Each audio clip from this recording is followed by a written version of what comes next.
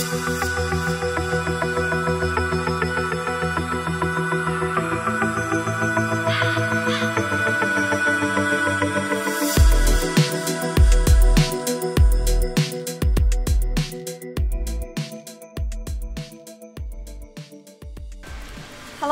my name is堀江, founder and CEO of Women Startup Lab. We're located in the Silicon Valley, and we run women-focused accelerator called Tech Entrepreneur. Today, I would like to thank you for the opportunity of being here to have a message to you all, the women who's thriving to make a difference. I would like to also extend special congratulations for women who have received the award. It is an honor, but also not just for you to receive an award, but that represents huge opportunity and a role model representation that many other women follow behind you. And so today, while you're here, I would strongly encourage saying hi to people around you because they also have aspiration just like you.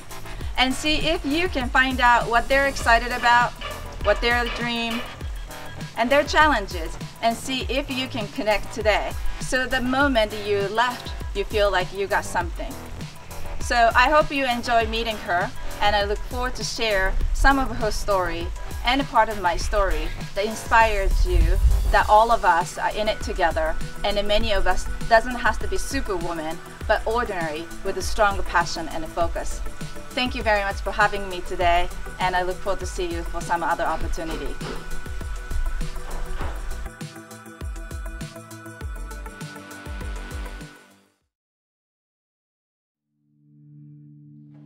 I'm Yoki Matsuoka.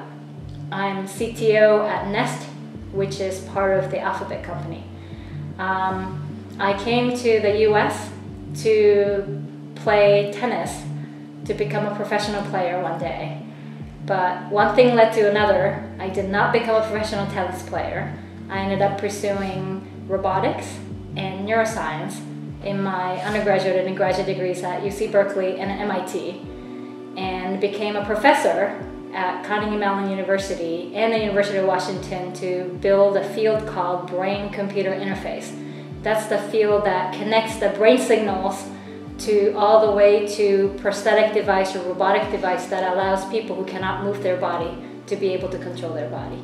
After doing so, I was recruited by Google to start Google X, which is the moonshot part of the Google, which allows company Google to aim at things that will become paradigm shifting in 10 to 15 years. Examples are autonomous driving car, Loom, which is an internet balloon that provides internet in places that's not possible in the world. So those are examples of projects that I helped launch. Since then, I was recruited by Nest from my former student to start a company called Nest. And we built home devices known as IoT. And some of the examples are thermostats, cameras, and smoke detectors that also help people, thermostat, cameras, and smoke detectors that help people live easier and better in their home. So, Yoki-san, so you hold this very high position, and you held that kind of executive position at various companies. Can you tell me some of the challenges you had?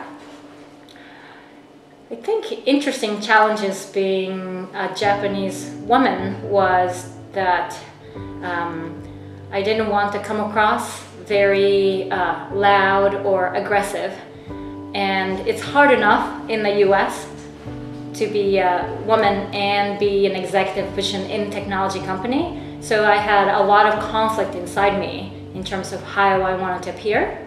So I think that's one of the things that I struggle with. You try to be loud, but you didn't want to be too loud. Is that what you're saying? No, I wanted to be heard so that people understood who I was and what I was capable of, and as well as what I can build, but without being in their face too much. So I think that's something I think I hear from a lot of women who struggle right? And also there's unfortunate unconscious bias out there that when women start to speak and then they're perceived as loud even though they're, you know, overall not as loud. So I think those are always things that I struggle with. I think in other ways, of course, you know, I have family and then all that balance of how I have to go home and take care of the kids, and then, you know, sometimes I'm in a meeting, very important meeting, then I get a text from my nanny or my school, my kids' school, saying I have to go and pick them up because they're sick. Yeah, one of the things is, being a Japanese woman, we grew up in a society that as women, you have to be a good mom, which means you're cooking meal, amazing obento box with some character, right? And washing clothes every day and keep house clean. Just amount of the expectations is just daunting. Yeah. But when we grew up in Japan, we just think that that's normal. And when we set out our life and we're just not going to meet that expectation while, you know, building your career. So was there a point that you realized you're doing everything and you said, this is enough, I can't do it, it's too much? Tell us, what kind of things did you start cutting back? Yeah, so I think the principle is that there are things that, you know, there are only so many hours in a day. And I thought, if I was cleaning the house, am I contributing to society in the right way? Or, you know, if I actually had that part get help, you know, from somebody to do that, and if I got to spend that time running a company, is that a better use of my time? So I think those are the trade-offs. Yeah. But one of the things I think I do a little bit too much is to really sacrifice my own time. So for example, I mean, it's embarrassing to say, but I totally cut down on the number of showers that I take per week. That's pretty, you know, and you know, the way I eat meals, it's usually in meetings like lunch. I never actually spend time and sit down and eat, which I've learned from my mom. That's what I'm supposed to do, but I never do that. Right? Yeah, there are a lot of things that I cut corners now. So I do bring kids to work fairly often.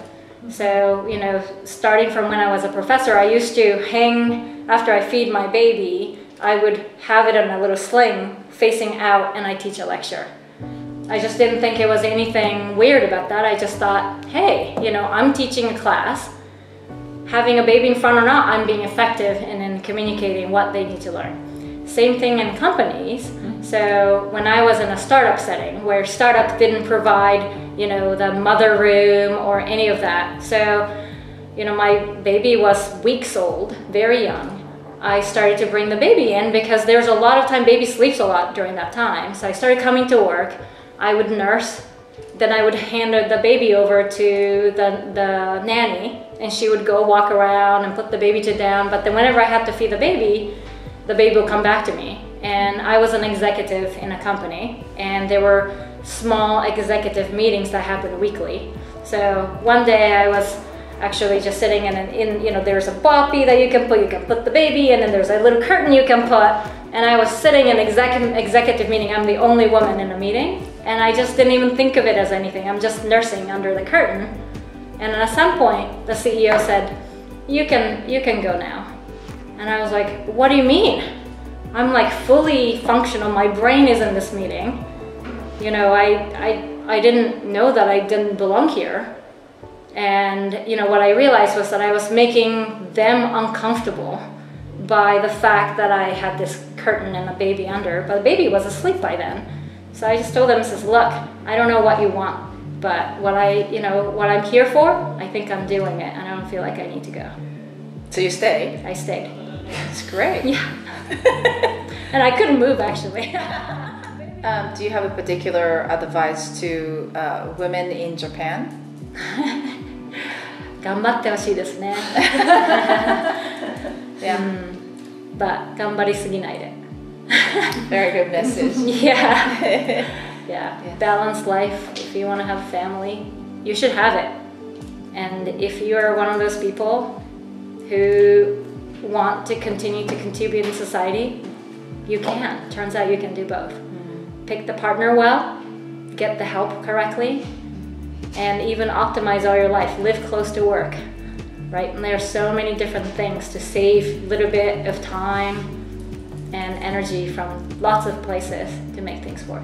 Yeah, and then piggyback on your comment, my message to Japanese women is 頑張ってください, right? But 頑張る in cutting things out, lowering expectation, letting go, because they already try harder to be better, which means more. And I think it's time for them to 頑張る, but then it's cutting things out, which I think sometimes is harder. That's much harder, yeah. I get it. Yeah. Great. Great. どうもありがとうございます。